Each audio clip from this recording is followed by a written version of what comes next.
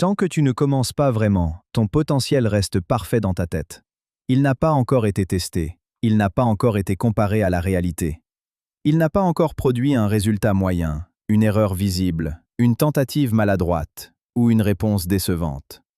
Dans ta tête, tout est encore possible. Tu peux te dire « Je sais que j'ai du potentiel. Je pourrais réussir si je m'y mettais vraiment.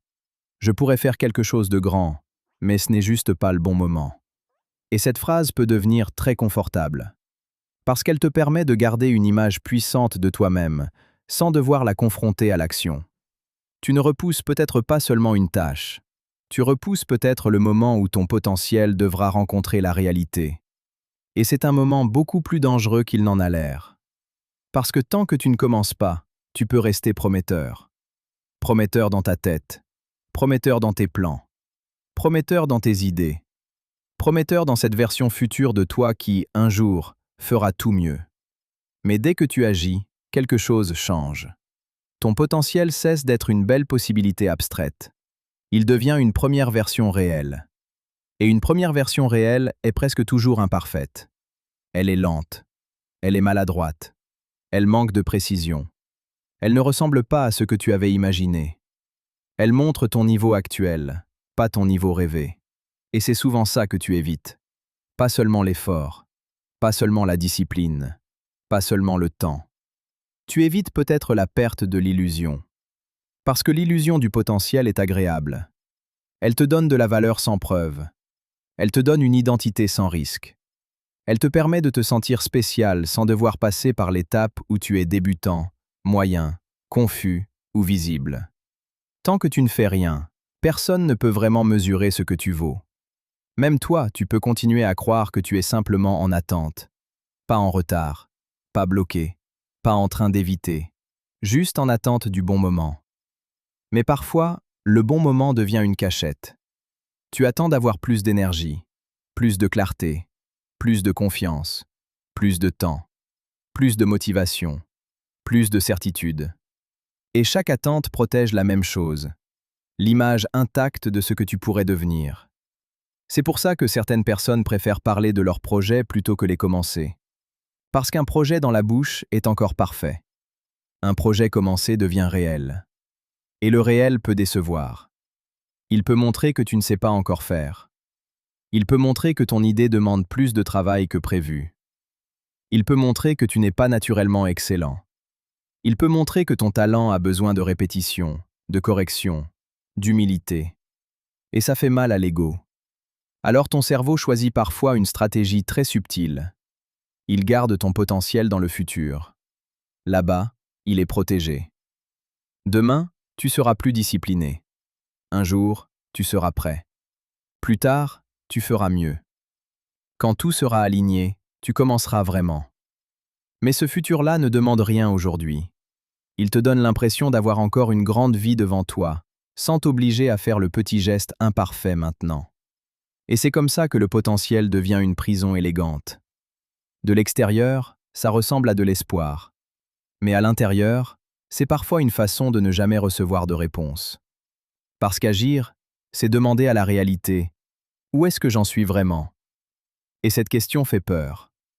Peut-être que tu découvriras que tu n'es pas aussi avancé que tu pensais. Peut-être que tu devras recommencer. Peut-être que tu devras apprendre lentement. Peut-être que tu ne seras pas applaudi tout de suite. Peut-être que ton premier essai sera simplement correct. Mais ce n'est pas une catastrophe. C'est juste le prix d'une vraie progression. Le problème, c'est que ton ego préfère souvent être exceptionnel en imagination plutôt qu'imparfait en action. Il préfère dire « je pourrais faire quelque chose de grand » plutôt que « aujourd'hui, j'ai fait quelque chose de petit et ce n'était pas incroyable ». Mais le petit réel construit plus que le grand imaginaire.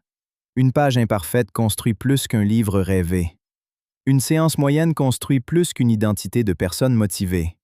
Un message envoyé construit plus qu'une conversation répétée dans ta tête. Une tentative visible construit plus qu'un potentiel invisible. Parce que la vie ne se transforme pas avec ce que tu pourrais faire. Elle se transforme avec ce que tu fais assez souvent pour que ça devienne vrai. Alors la question n'est pas « Est-ce que tu as du potentiel ?» Peut-être que oui. La vraie question est Est-ce que tu es prêt à laisser ton potentiel devenir moins parfait, mais plus réel? Est-ce que tu es prêt à perdre l'image brillante de ce que tu pourrais être pour construire une version concrète de ce que tu deviens? C'est moins confortable, mais c'est beaucoup plus honnête. Parce que ton potentiel ne te sauvera pas s'il reste toujours dans ta tête. Il doit devenir une action, puis une autre, puis une autre. Petite, imparfaite, répétée. Et au début, ça peut même être décevant. Tu peux te dire, c'est tout? C'est ça mon niveau? C'est ça ma discipline? C'est ça mon courage? Oui, au début peut-être. Mais c'est exactement là que commence la vraie construction. Pas dans l'image parfaite, dans le contact avec ton niveau actuel. Tu n'as pas besoin de détruire ton rêve. Tu as besoin d'arrêter de l'utiliser comme un endroit où te cacher. Garde l'ambition, mais enlève-lui son brouillard. Fais-la descendre dans une action tellement petite qu'elle ne peut plus rester une fiction. Écris une phrase. Filme une première version. Envoie une demande. Apprends 20 minutes. Fais une répétition. Publie quelque chose d'imparfait. Commence avant que ton ego ait une belle histoire à raconter. Parce que chaque petite action réelle fait quelque chose que la rêverie ne peut pas faire. Elle te donne une preuve. Et une preuve, même petite, vaut plus qu'une illusion magnifique. Alors si tu repousses encore, demande-toi doucement. Est-ce que j'attends vraiment le bon moment? Ou est-ce que je protège l'image de la personne que je pourrais être? Parce que peut-être que ta vie ne demande pas que tu prouves que tu es exceptionnel. Peut-être qu'elle demande seulement que tu acceptes d'être réel. Et c'est souvent là que tout commence. Le jour où tu préfères une petite preuve imparfaite à un grand potentiel imaginaire.